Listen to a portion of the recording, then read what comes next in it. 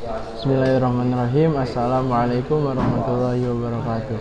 My name is Muhammad Rifki. I want to read the third monologue. Okay. The American Civil War happened from 1861 to 1865. The main cause was southern states feeling that the U.S. federal government in Washington, D.C. should not have the power to tell them what to do. This was especially true about two issues: taxes and slavery. The southern economy was based on agriculture, while the northern economy was based on manufacturing.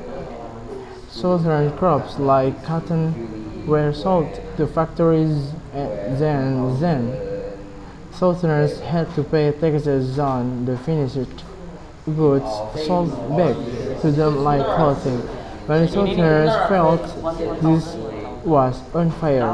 Additionally, the agricultural economy in the South was reliant on the labor of enslaved Africans and their descendants. Many people, especially from the North, felt this was wrong and that slavery needed to be abolished. Southerners felt the abolitionists were threatening their way of life. 7 Southern slave states banded together, declared their secession, and formed the Confederate States of America. The government in Washington, D.C. and this army was known as the Union since they were fighting to keep the country united.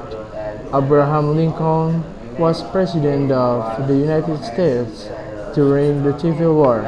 The President of the Confederate States was Jefferson Davis. The first battle was the Battle of Fort Sumter. During the war, President Lincoln issued the Emancipation Proclamation, which declared the freedom of slaves in the Confederate States of America.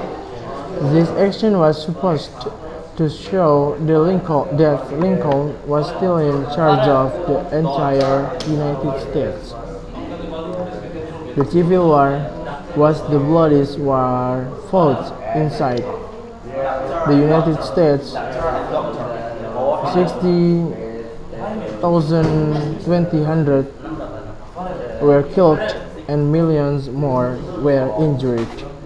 One of the bloodiest battles of the Civil War was the Battle of Gettysburg in Pennsylvania.